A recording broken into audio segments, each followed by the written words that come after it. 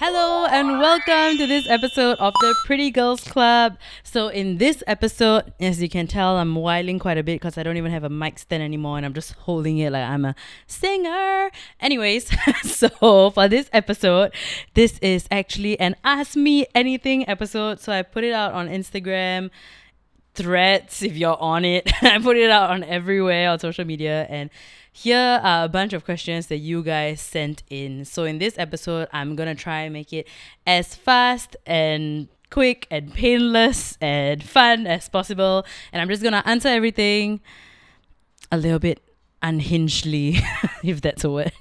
So yes, I have a whole list of like almost 30 questions, and I'm just going to run through them and just have fun with it, okay? Because I don't know what y'all trying to ask me out there, but here I am at your service, ready to answer anything. Sorry, didn't mean to sound like that. Anyways, let's just get into it. And before we begin, fuck it up, sis. Fuck it up. That's what I'm going to do for today's episode. So I'm just going to while out, have fun, and I have your list of questions on my phone right here, right now. So first up, what is my favorite day of the week? It's definitely not Sunday. I think for me, why I got a Sunday slander until like this, yeah. Okay, I would say, honestly, it's Friday. It's a Friday because I conveniently do a lot of work on a Friday, knowing that people will not talk to me or reply me until Monday. So I think that's where I get my burst of energy to like faster reply everything, reply everybody, because even they will not talk to me for 2 days, so I don't have to deal with human interaction anytime soon. So I do enjoy that quite a bit, and I do enjoy spending my Friday nights to like socialize with people I actually want to socialize with. So yes, Friday is probably my favorite day of the week. Oh, actually, I don't know why I slander Sundays. Yeah, I was born on a Sunday. Anyways, do you have a favorite color? Oh my god, growing up, I would always say blue, but I think I was just conditioned to think that blue was a male color. So I think I was just like, girls can also like blue, so I think I was just trying to be a pick-me loser. But I do actually like blue a lot. So why did I say all that? My dress is blue right now. Okay, no, but I did like blue and all its variations from like turquoise, teal. I liked all that. And then I grew up and then I just like black. So yeah, I wear black all the time. I really am not in this much color on a normal day. But yes, blue, black, still some of my all-time faves. Okay, next question. How do you cope with the stresses that come with being Preetipls? Wow. Ask until like that. Relax, it's damn chill. No, I'm kidding. It's really not. How do I cope with the stresses? Okay, I don't think I have very good coping mechanisms because I do spiral and have mental breakdowns very, very, very often. But I'm trying my best. As I film this, I'm literally going for my first therapy session this week. Whoa! wait. What can I use? Well, I don't have any positive ones.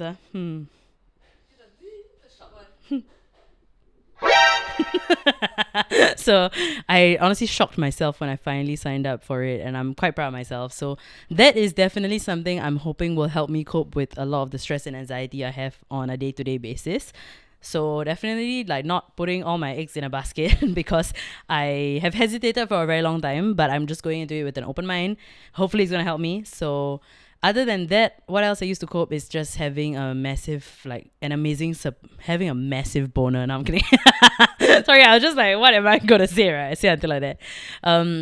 Having a huge support system. So I think, okay, by huge, I don't mean quantity or like amount of people. I just mean the amount of support they give me. So I do have like a handful of like very close friends that I tell anything and everything to, that I talk about, that I call whenever, wherever. Shakira says suddenly. But yeah, so support system lah. That's very, very, very, very, very important. Also having an emotional support animal, aka just a pet in your life, is very, very helpful. That has gotten me through every single thing, honestly, every single crazy thing I've been through in my life. Okay, next question. Do you believe in magic? Do I believe in magic? Wow. Do I believe that a human being this attractive and perfect and beautiful can exist, and can it not be magic? No, so I guess I believe in magic because I'm alive and I'm here. What? Do I actually believe in magic? I guess it impresses me a lot every time I see a magic trick, and I'm constantly fooled. But I also am very practical and realistic, so sometimes I'll just be there like, I need to find out how this person did it. I need to know how. And then I'll just need to sit there and spiral and think about it for days. Or go and Google the magic trick and figure out how they did it. But yeah, I did grow up watching a lot of Chris Angel Mind Freak. That freaked me out a lot. I also watched a lot of David Blaine doing some insane stuff on TV. So it did always intrigue me and impress me. And do I believe in it completely? I'm not sure. It depends on the trick. Okay? Yes, it depends on the trick. Okay. How old am I? Okay, suddenly I want to talk about my age. Child. Anyway, so Also, I'm not ashamed to say my age. I am 28. I'm turning 29 this year. But like, weird lah. Google me or some shit, I guess. Why would you ask me? Anyway, why am I so annoying in this episode? It's only like, what, the 5th question? Okay, yes. Next question. How do you deal with your social battery dying out but you can't cancel the plans? Wow, this one. This happens almost every single day of my life because my social battery runs out way quicker than I would ever anticipate, and it's quite bad because sometimes I guess I do expect it to run out pretty fast when I'm doing things that I'm not necessarily like very excited to do, or like some level of obligations, or like work things that I don't know anyone else who's going to be there, and I'm just going there trying to like, because I want to, but also like I'm just like, okay, I probably should leave soon because I'm alone and this is very awkward and I feel uncomfortable. So yeah, my social battery runs out very fast in those settings. But I guess I get very bummed out when it runs out in social settings that I want to be at. So sometimes you cannot control these things, and your social battery is not equivalent to like, I guess, your emotions and how you're and it's not the same as your mood. Your social battery is not the exact same as your mood of the day and your headspace and where you're at.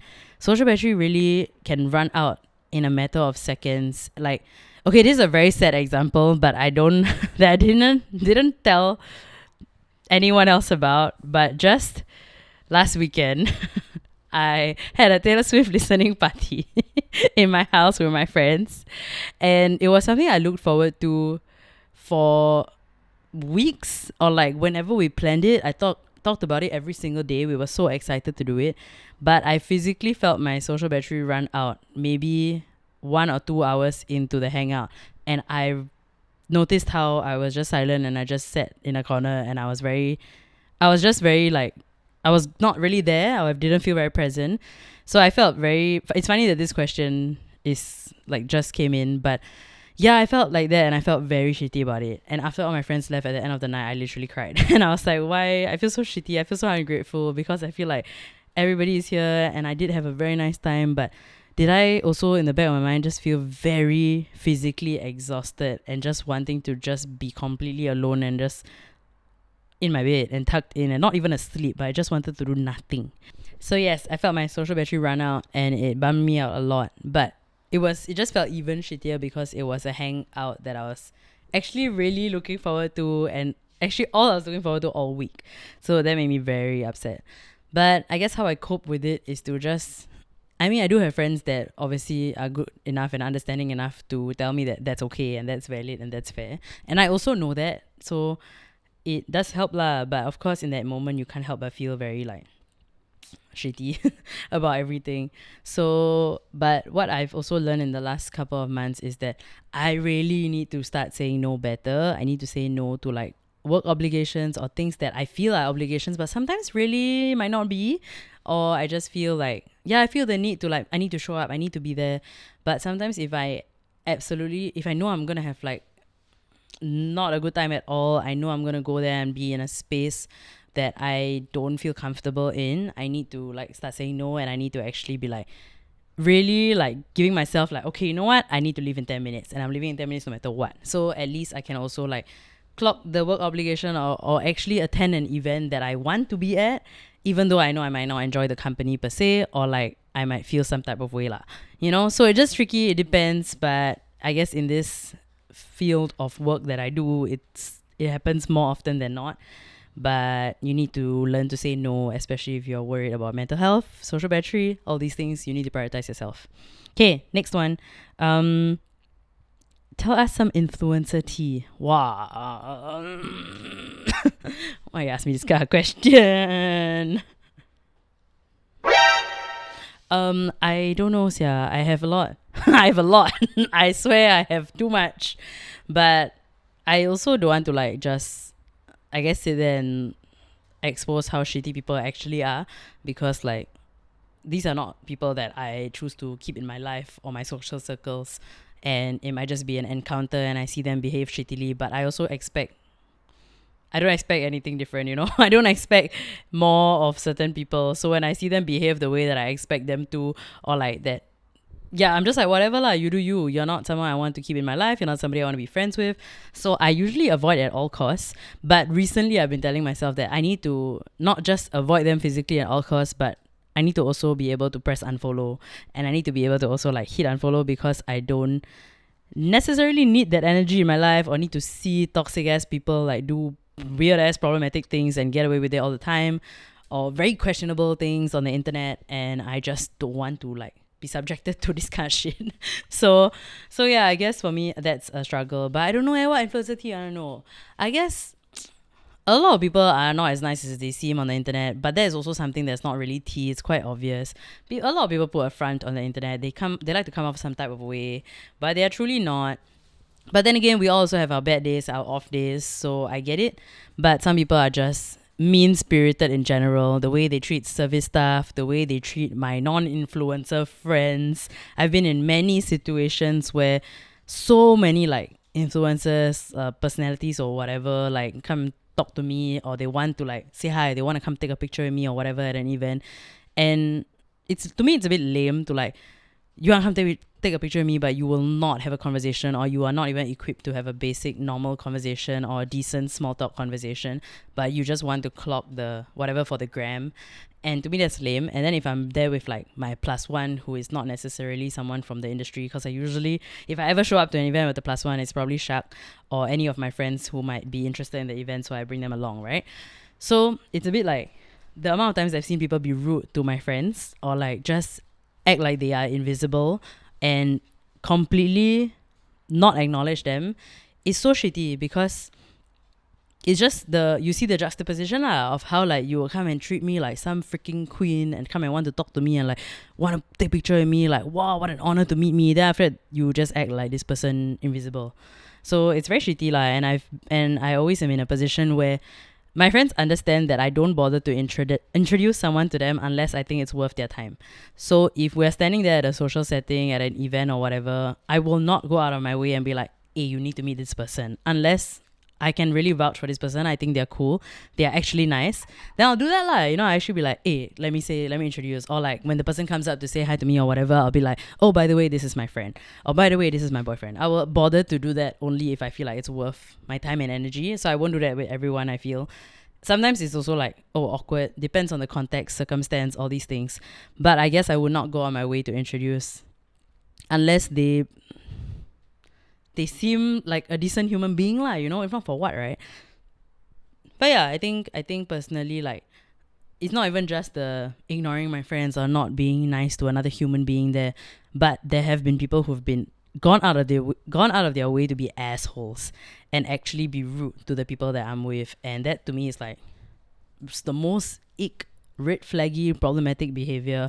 So I have effectively cut those people out. I will not, you're dead to me lah. If you're gonna be mean to like my friends and people who do nothing but just exist and be amazing ass people to me, and you want to act like because they are not famous, I'm doing air quotes by the way because that's stupid, because who in Singapore is really famous? I think that's really dumb.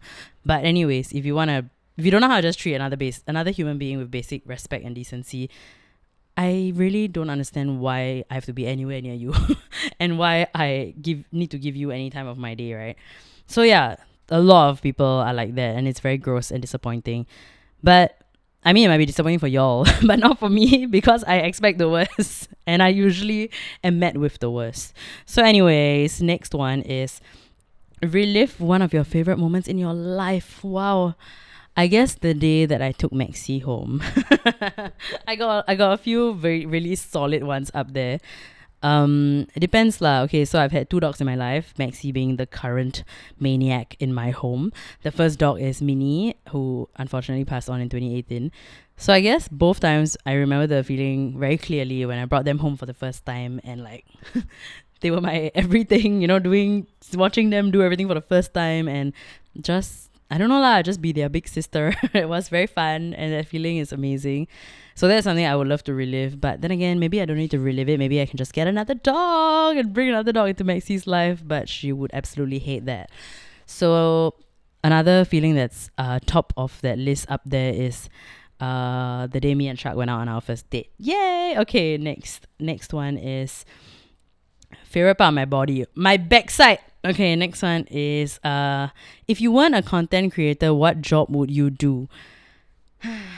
What would I not do? Sorry, that's too much. Okay, honestly, I think I would be in some level of the media industry, of course, and I think possibly not like a front facing, not like a camera facing like type of job, but maybe I would probably be working at an advertising agency, doing some level of creative agency type work. So I think that would be quite fun, and that's also something I did right before leaving my full-time job to be Preetipls. So that was one of the jobs I did have. So yeah, I think I would enjoy that a lot, and agency life was pretty chaotic, but I think I was cut out for it and it was actually quite fun. So next question is, what 3 advice would you give someone who wishes to keep a Singapore special? Wow. Okay, I think you need to be very, very, very patient, because most Singapore specials have a knack for being very skittish, very anxious, perpetually stressed out, and not necessarily like the friendliest breed of dogs, because they are probably rescues, been through a lot as puppies, and maybe also have some level of behavioral issues because of past owners, abandonment stuff, a lot of things like that. So I think patience is something you definitely need. So you need to be very patient, because it will obviously be some level of demoralizing and stressful when you're trying to like train your dog and just teach them things that seem like very basic things, but when they have some level of trauma, they're also trying their best. So that's something I feel like I have to actively tell myself, because it can be very stressful day to day when you own a very skittish, anxious dog that is very bad with new people and new pets, new animals also. So it can be very stressful lah. So you need to be patient. Just remember that your dog is your whole world. Your dog is their whole world. You are your dog's whole world. Thank you. I tried 3 times, yeah. I tried my best, yeah. But your dog can also be a whole world, because she is my whole world. That's true. But yeah, I think every time like I struggle a lot with this, because I feel like my schedule is all over the place. So I'm not necessarily home a lot. And even things like not being able to walk her as much, not being able to even be the one that gives her meals. And you feel that guilt lah, and you feel very bad lah. So I feel wherever you can like choose to stay home, or choose to like make an active decision to like, hey, you know what, let me go and make some time to do this with my dog, because I think it could be a small thing we have to do in our like weekly or monthly schedule, but it could be life-changing for them lah. It could be the happiest day that they had in a very, very long time, and bring them so much joy. So yeah, that's something else I would definitely advise. But that's also for dog owners in general, not just Singapore specials. And I guess another specific Singapore special advice would just be to you need to train your dog when they're young, because that's something that I think I also struggled with, because we moved houses many, many times, and it was a struggle to constantly have our, or like whichever pet dog we had at the time, to adapt to the new surrounding, new setting, and to even be able to regularly bring your dog down for walks is such a privilege. And that was not something we were able to even incorporate into her life, because of how chaotic everything was in our lives back then. So now, after we moved into this brand new house like a year and a half ago, or 2 years ago already now, she's been so much happier. She's just been in like, she has a routine. Setting a routine is very important, especially for anxious, skittish dogs. So I guess that's all the advice I can think off the top of my head. So yeah, if you're planning to adopt a Singapore special, then all the best. It will be one of the best decisions you ever make. Do you ever get scared of speaking out, and how do you deal with the fear? Wow. Go offline. That's how you deal with the fear. So if you speak out already, say something already, then suddenly delete all your accounts. No, I'm kidding. Don't do that. But I guess that is true to an extent though. Like being able to go offline and giving yourself some space off social media and not being too concerned as to what like people are saying, whether or not they're agreeing with you, how they feel about something that you just put out on the internet. You know, like not being too, I guess, obsessed with what everyone is feeling or thinking about a piece of content that you just made. That definitely would help mental health wise. And just take your time to like go back, look at it. Of course, naturally you cannot like ignore what people are saying, right? Because that's not in human nature to do something like that. But yeah, that's the best way to deal with it lah. And of course, if you're saying something that could possibly come off as like controversial or something that's a very heavy, sensitive topic, I guess do your research, you know, take your time with it. If you need a second pair of eyes to look at it, look through something you want to put out there, and like just before being vulnerable on the internet, then there's no harm lah. There's no harm in doing that. Take your time with it. There is no timeline for these things other than whatever you're setting for yourself, right? So that's the advice I would have for that lah. Next is, do you find it hard to lose weight? Excuse me? Who's to say I'm even trying? Okay, no, I think this is a very tricky question because I do have PCOS. And one of the biggest things, ironic that I'm using that word, but one of the biggest things when it comes to PCOS is definitely the fact that weight gain is something that happens more often than not in a lot of women. And PCOS makes it extremely difficult to lose their weight. So that's why I feel, I guess, extra sensitive when people comment about my appearance or like anyone's appearance actually, or like their body, even if it's to compliment like, oh, you look like you lost weight, even to say something like that. It's like, when did it become okay to even talk about someone's body, you know? So it's just weird, even if it's a compliment. And it's tricky, especially when it's someone you don't really like have that kind of relationship with. Like, you don't talk about your struggles, your body, and how you feel about yourself. Like, you don't talk about these things to that person, and if they just were to make a generic ass comment about, oh, you look like you lost weight, you look like you slimmed down. I done that so many times. I tell you here first, okay, since I hit puberty at like 12, right, I never lost a single kg. So everybody who has stupidly come up to me be like, hey Preeti, you look so slim, you look like you lost weight already. No, never in my life happened. So all of you full of shit. Okay, so I would say just not comment on people's body. I guess I personally find it hard to lose weight because I do have PCOS.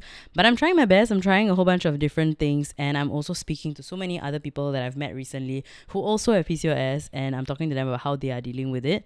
And I've heard so many different like varying like, I guess, solutions or approaches to it. So it's been very insightful. And I guess I'll update y'all if I have any like suggestions or tips or anything like that whenever that happens. But yeah, I'm personally in a space where I'm still trying to figure it out for myself. So yeah. Next is how do you start getting into Pilates? So I got very, very lucky because I have a friend, her name is Eugenia, and she has her own Pilates studio called B Studios. So that's where I go for Pilates. And Pilates is not something I would have ever in my life considered because it just feels like something not made for women like me. But that was obviously an assumption because of shitty societal standards and just stereotypes and things like that. So I never thought something like Pilates was for me. I just assumed it was for girls who looked the opposite of me. And Eugenia kept asking me to come down and give it a shot. And after I spoke to her extensively about how I have PCOS and my struggles and how I used to play basketball regularly. I used to do spin classes like once or twice a week. And I've tried all these things and nothing seems to work for me. And then something that a lot of people started telling me in the last year was that as somebody with PCOS, you should try slow weighted workouts. So that's when I was like, I know I don't have the motivation to actually pick up a weight and roll out a yoga mat in my house and watch something off YouTube and do it. I know I don't have that motivation in me, at least not yet. So I need to do something where there's someone else that can help hold me accountable. So if it means going to a group class or if it means going together with someone else, that would help lah. And I got super lucky lah because Eugenia started her own studio that she has spoken to me about for years, and that I've actually even went to the grand opening of, but did not even think that I could do Pilates. And I tried my first session. It was amazing. It felt so good. And you feel like muscle aches in all the right places. It was one of those extreme sore feelings of a good workout. And I was like, damn, I have not felt this in years. And this was such a good feeling that I really wanted to feel it again and again and again, and it motivated me enough to be like, hey, you know what, I need to at least go for weekly classes. So that's how I got started. And I know a bunch of people who like watched my Instagram, saw my Pilates updates, and also started going for Pilates. So I'm like super excited to share more. If you guys have any questions, like DM me, let me know. Pilates is plus size girl friendly. It is PCOS girl friendly. If you have any injuries, you can always let any of your instructors know before a class. They will help let you know like modifications you can do. The classes are also very small and intimate, that you don't feel uncomfy or feel like anyone's like judging you. And something that I've also learned is that people really mind their own business when they go to exercise. Everybody's worried about what they are doing and if they're doing it right. And it's not something where you feel like people are looking at you, judging you, whatever. And trust me, I've been in extremely embarrassing situations that I put myself in in Pilates in Pilates classes. Okay, I fully had like my period and I bled out one day in class. And even after that, I was like felt horrible because it was just a very like, obviously you feel some level of embarrassment, right? But no, absolutely nobody made me feel that way other than myself and me feeling just very insecure about it. Everyone was supportive and kind and friendly, and I was like, damn, I'm so glad I come here for Pilates. I'm so glad I'm surrounded by people who make me feel safe and loved. So yes, I would highly recommend her studio. Go check out. I have a highlight reel on my Instagram page. I also have a promo code for like a discount on like your first sign up and stuff like that for group classes. So go check it out. Everything is on my Instagram highlights. And yes, highly recommend it. I've been to a whole bunch of different instructors' classes. Love going for like Eugenia's classes, Estelle's classes, Callista's classes. Everyone is amazing. Shauna is amazing. Everyone's great. Everyone's very kind. So sign up for any class and you should be in great hands. Okay, next one. Do you want to host NDP? Hello. Do I look like Joaquim Gomez? No, I am pretty. Okay, do I want to host it? In all seriousness, it sounds like it would be an insane like job. Like the scale of it is just massive. But also like just to be very realistic, we live in Singapore lah. We all know the things that I've already talked about on the internet. We know why I've appeared on the news. We know all these things. Do you even think that I'll be considered? No. So I genuinely don't believe that's something that's an option like on the table for me. But of course, does it sound like a fun job that I would probably kick ass at? Yes. But will all my hopes and dreams be shattered if I don't get to? No. So yeah, next is places or place you want to travel to. I always say this, even though I will do absolutely no research or make any steps to getting this goal achieved, but one day I want to go to Italy and eat pasta. That's all I want to do. Okay, next is have you struggled to get used to being loved romantically as a plus size brown woman? Yes, but I guess I never thought of it that way. But I just struggle in general to be able to like accept love or be able to fathom the fact that another human being is choosing to be in my life this way and is choosing me every day. And that was something that was a struggle to realize lah and to come to terms with. And of course it was a bit life-changing to be in love and to be loved like that. But I always did not really believe in if you can't love yourself, you can't love anyone, you can't get in a relationship. If you don't love yourself, you're not ready for a relationship. I didn't really believe in that subscribe to that thought process. But now as somebody who is in love and has been in love for the last almost 3 years, I understand where that's coming from. Like I understand if you can't love yourself, you're not ready to love someone else. I don't believe that fully, but I see the struggles that I face in a relationship as somebody who doesn't fully love herself. So I see that and I'm coping with it. I'm trying my best and I do have a very, very, very, very supportive partner. So I got lucky there too. But yeah, I think it just goes back to being able to communicate these feelings and also being self-aware enough to look inward and be like, actually, where is this coming from? Does this come from a place of me projecting a lot of my insecurities, or is this actually like, something else completely? So yeah, I do have struggles because of the lack of self-love, but I am trying my best and I think I'm taking steps to improve that line and the relationship that I have with myself. Okay, next. I feel insecure about my body. How do I deal with this? Wow, this one I also trying, man. So we just gotta figure it out. I guess don't subscribe to people on the internet or like follow people on the internet that like put this kind of like toxic positivity type things online, because it doesn't really help you with how you're dealing with. Don't follow content creators who fat shame. Don't follow people who will make you feel like shit for looking some type of way. That's just, to me, the most basic things you can do. Don't follow random skinny girls who will Photoshop themselves and make themselves fat, and then I'll be like, oh, y'all still love me if I'm fat? Like, don't follow people who do this kind of shit, because that will mess up with your mental health, and that's not worth it, because people will sit there and talk about like some hypothetical what if they're fat, but that's your reality and you have to deal with it. So yeah, I would say don't subscribe to that kind of toxic thought processes or ideologies on the internet by choice. Like, if you can, just remove that from your feed and all that. Out of sight, out of mind lah. And I'm sure there's already a lot of noise in your own mind. You don't need this kind of shit on your Instagram feed, TikTok feed, whatever you are using. So that's a big tip I would give you. But yeah, having a support system, of course, one of the best things that you can do lah for yourself. A strong support system. Next one is, what's a perfect day for you like? Wow. When nobody in the world talk to me, just leave me alone. Let me just hang out with my dog and just not interact with a human being. Okay, next. Sorry lah, I sound like a people hater, but I am. And also, okay, a perfect day honestly just sounds like a day that's very chill, a day where I do not need to use my phone to do anything at all, a day where I can actually do anything at all that makes me smile and laugh. And I don't know, because some absurd things make me smile and laugh, so I can't really think of it. But it'd be nice to be able to hang out with my dog all day and just people that I love all day, and not be subjected to external forces, aka other people. Okay, next one is, what's some career advice you have for anyone who wants to be an online creator? Why you want to do this yourself? That's the question.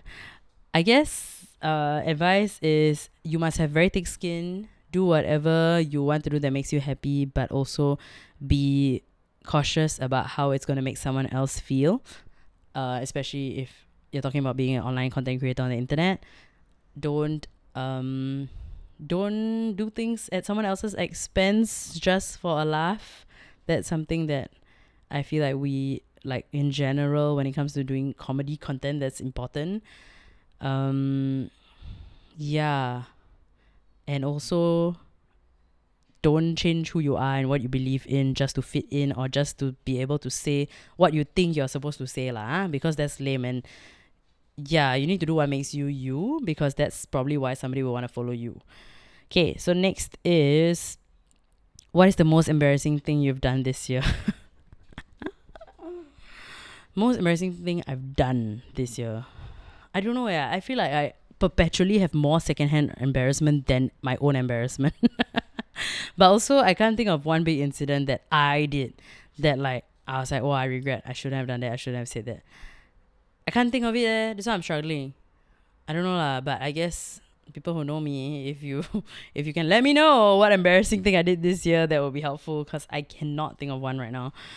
Next one is, if Maxi could talk, do you think you'd enjoy that? She's literally staring at me as I try to answer this question. I think I would not enjoy that, because I don't know if she'll have nice things to say to me. Like, honestly, I feel like I'm all up in her business all the time, all up in her face. Every time she tries to eat her own ass, I'm constantly stopping her. Like, I don't think she would have nice words. I think she would cuss me out, and I don't think I'll enjoy that. So maybe if I can pick when to on and off the volume, then I don't mind. If she were to be like that dog from Up, like Doug from Up, that I think would be very, very cute. As long as there's a mute button, because I don't think she will say nice things to me. Anyways, I bet she says this. She's thinking the same thing about me every day. Like, she's like, oh, I wish Preeti has a mute button. She's very cute though. Okay, next is, favorite superhero.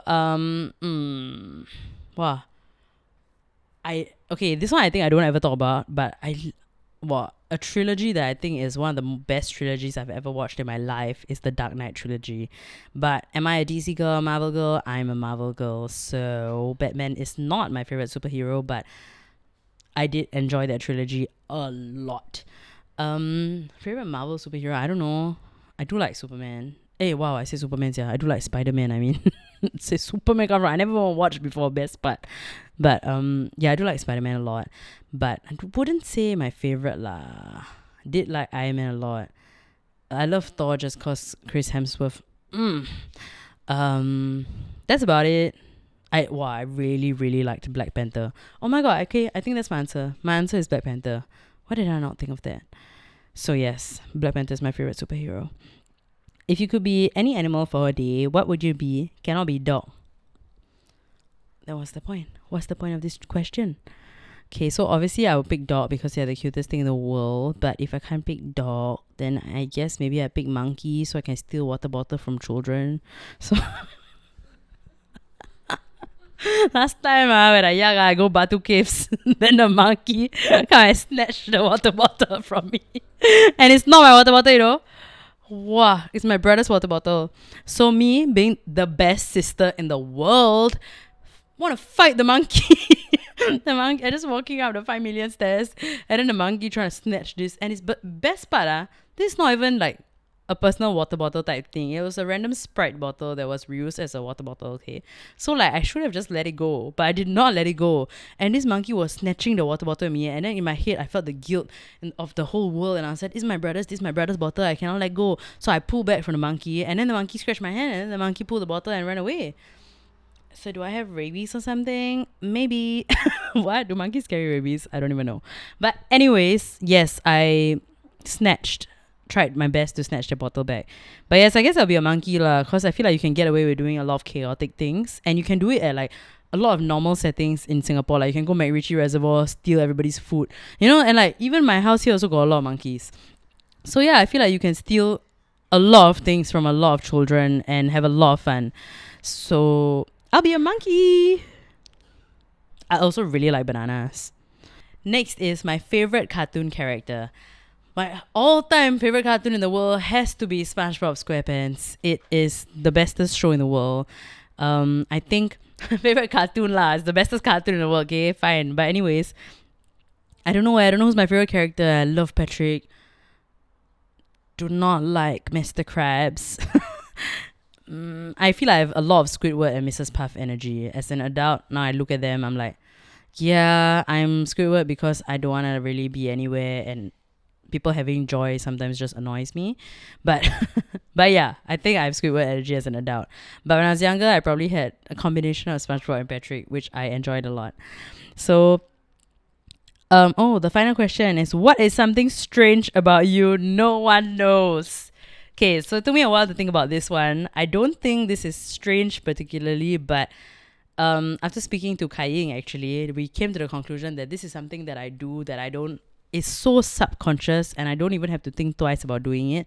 But I do this every day of my life, every waking moment. I constantly have receipts. Not physical receipts that I collect from the store, but no matter what is happening in the world, I see anything in the world, best believe a picture will be taken, a video will be taken, or screenshots will be taken.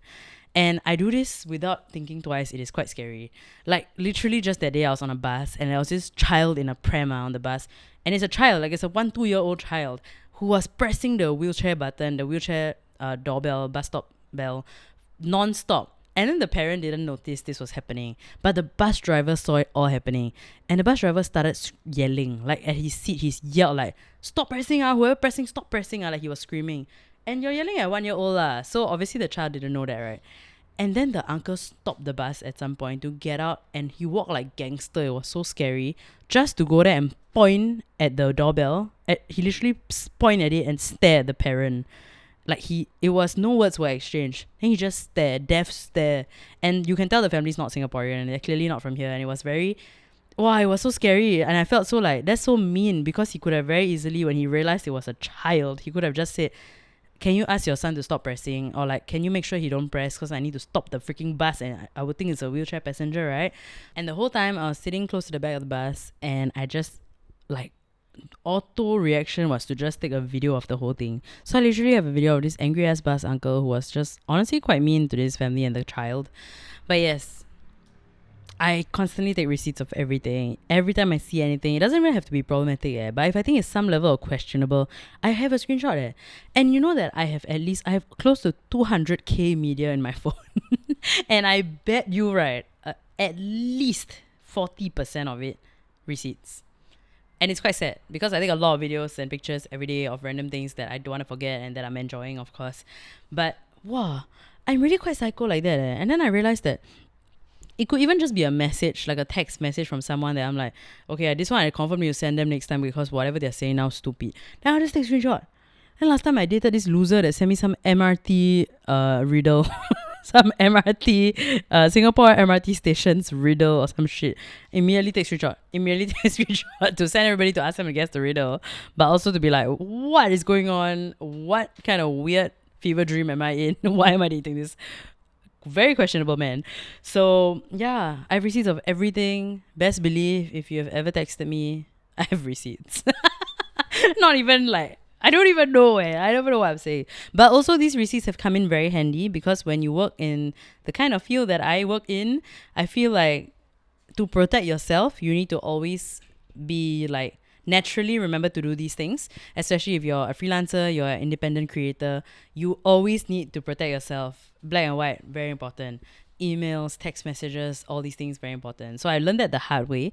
And I think that is why I'm very like constantly on my, like have my guard up. I'm constantly very ready to like, you know what? I can pull up receipts if we need. If we need to, I can always reference something that has happened before.